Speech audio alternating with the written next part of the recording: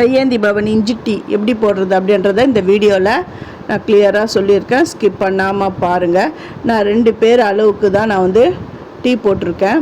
அதுக்கு என்ன அளவு அப்படின்றதெல்லாம் இந்த கிளியராக டீட்டெயிலாக சொல்லியிருக்கேன். இஞ்சி வந்து ஒரு 2 அங்குலம் எடுத்துக்கோங்க. இந்த வரல இதுதான் 1 அங்குலம், இது 2 அங்குலம். அந்த 2 அங்குலம் இஞ்சியை நான் எடுத்துட்டேன். இதை நான் தட்டிக்கிறேன். டீ தூள் வந்து நல்ல நிறம் அந்த திடம் கொடுக்குற அந்த டீ தூளை நீங்கள் வாங்கிக்கோங்க. இந்த 2 டம்ளர் அளவில் தான் நான் வந்து டீ போட போகிறேன்.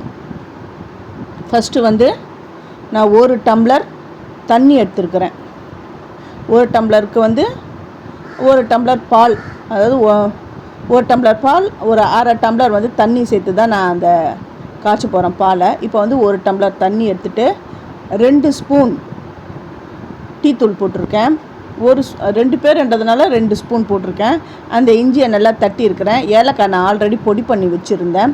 அந்த ஏலக்காவும் இதில் நான் சேர்த்துட்டு அடுப்பை ஆன் பண்ணுறேன். இது நல்லா கொதி வரட்டும், அதில் இருக்கிற எசன்ஸ்லாம் நல்லா இறங்கட்டும். இப்போ வந்து 1 டம்ளர் பால் எடுத்திருக்கேன். இது ஃப்ரிட்ஜில் இருந்து கொஞ்சம் எடுத்துருந்ததுனால கொஞ்சம் ஐஸ் கட்டியாக அப்படி இருக்குது. அதுக்கு 1/2 டம்ளர் தண்ணி விட்டுருக்கேன்.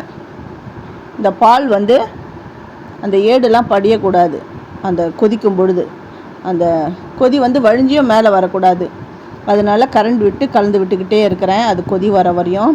இந்த பக்கம் வந்து அந்த டீ தூள் வந்து கொதிச்சிட்ருக்கு.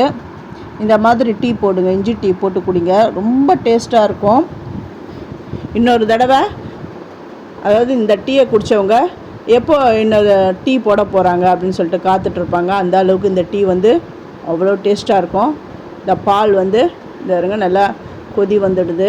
நான் ஸ்டவ்வை ஆஃப் பண்ணிடுறேன். இந்த பக்கம் டீயும் கொதிச்சிடுது, இந்த பக்கம் பாலும் நல்லா கொதி வந்துடுது. இப்போ நான் ஸ்டவ்வை ஆஃப் பண்ணிவிட்டு அந்த டம்ளர், எந்த டம்ளரில் நான் டீ எடுக்க போகிறேனோ அந்த 2 டம்ளர் நான் எடுத்திருக்கேன். தேவையான அளவு சர்க்கரை போட்டுக்கோங்க. உங்களுக்கு டேஸ்ட்டுக்கு ஏற்ற மாதிரி சர்க்கரை போட்டுக்கோங்க. நாட்டு சர்க்கரை இருந்தால் அது போட்டுக்கோங்க, இன்னும் பெஸ்ட்டு. நான் ஒயிட் சுகர் தான் நான் போட்டிருக்கேன். இப்போ வந்து இதுக்கு பால் விடுறேன்.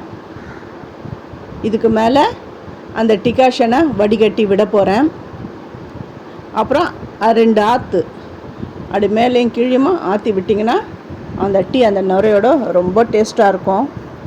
நான் பால் காய்ச்சின அந்த கரண்டியில் தான் அந்த டீயை எடுத்து நான் வடிகட்டுறேன்.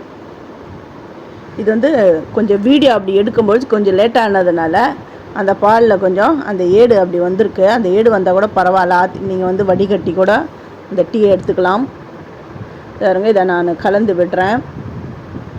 என்ன சூப்பராக அந்த கலரும் அது குடிக்கும் பொழுது அந்த அளவுக்கு அவ்வளோ சூப்பராக இருக்கும். நான் பால் காய்ச்சின பாத்திரத்தில் தான் இந்த டீயை விட்டு அப்படி ஆற்றுறேன். சூப்பரான கையேந்தி பவன் இஞ்சி டீ ரெடி ஆகிடுது. என்னுடைய வீடியோ பிடிச்சிருந்தா எனக்கு ஹைப் கொடுங்க. சேனலை மறக்காமல் சப்ஸ்கிரைப் பண்ணுங்கள். தேங்க்யூ.